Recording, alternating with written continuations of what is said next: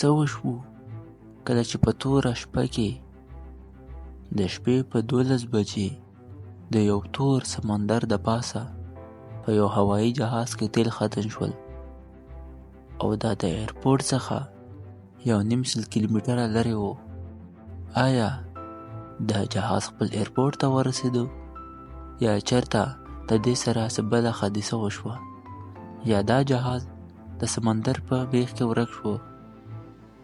دا کیسه نه ده بلکې دا یو حقیقت دی چې نن به ستاسو ته په دې ویډیو کې درښایم. ویډیو را سره تر اخره ضرور وګورئ.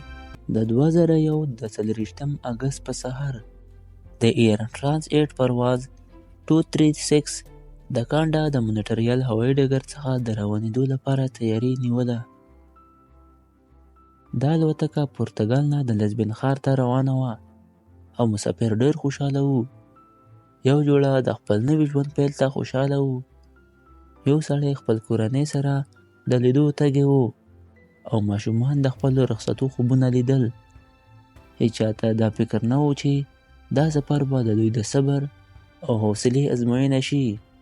کپتان رابرټ پیچلوډ چې د زرګونو ساعتونو الوتکې تجربه یې لرله د سفر په پیل کې اعلان وکړه دا به اوږده الوتکه وي خو هوا ښه ده او موږ به په خپل وخت خپلې مخې ته ورسیږو. الوتکه د اسمان په لور والوته. هر څه عادي وو. عمله په خوشحالۍ د مسافرو خدمت کاوه او مسافر په آرامۍ سره خپلې مخې ته روان وو. د سفر له 5 ساعتو وروسته په کامپټ کې ناڅاپه یو الارم وغږېده. د موین پایلټ په ویرې سره کپتان ته خبر ورکړه صاحب د تیلو سطح د معمول نه په پټکۍ سره کمیږي. کپتان زر د سیسټمونو جاج واخیستو او ویل یې ده چې د تیلو لیک روان وو. د دوی سره وخت ډېر لږ وو. دا الوتکه اوس د خطر په لور روانه وه. په دې ټایم کې دا الوتکه په زرګونو فوټ د سمندر نه بره روانه وه. نه نږدې ایرپورټ و او نه چېرته همداسې هوار ځای و بلکې لاندې تک تور سمندر و چې په نظر باندې چېرته خشک او هوار ځای په مخه نه راتلو. صرف او صرف سمندر و کوم چې ډېر خوفناک او پر جوش باندې روان و. دا یوازې یوه خرابي نه ده دا یو لوی مشکل دی. موږ باید زر تر زره د کنټرول ټاور سره اړیکه ونیسو. څو دقیقې وروسته حالات تر ټولو خراب شو. دواړه انجنونه بند شول. الوتکه په بش ډول د ځواک پرته پاتې شوه. دواړه انجنونه بند دي. موږ باید په ګلایډ موډ کې لاړ شو. په الوتکه کې د ویرې څپه خپره شوه. ځینو مسافر په ویره چغې وهلې، ځینې په چوپتیا دعاګانې کولې او ځینې د خپلو وروستني ساعتو سره مخامخ وو. الوتکه په فضا کې ګلایډ کوي. لاندې زور سمندر او پورته پراخ اسمان دی.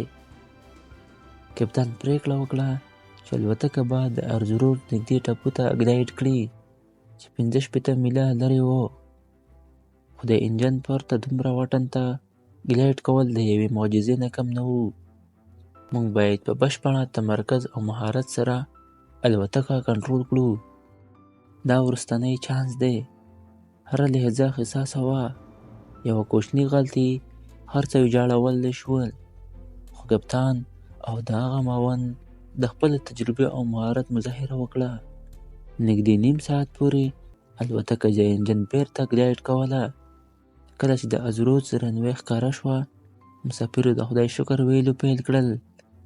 عملي مسافرو ته لارښودنه وکړه چې د بیړني لینډینګ لپاره چمتو شئ. دا حساسه شیبه وه او بیا کپتان په خپل مهارت سره الوتکه په خوندي ډول ځمکې ته ښکته کړه. 306 ژوندونه وژغورل شول او یوازې یو حادثه نه وه. دا یوه معجزه وه.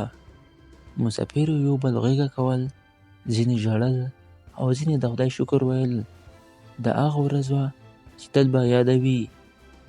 دا فلایټ 236 کیسه موږ ته د درس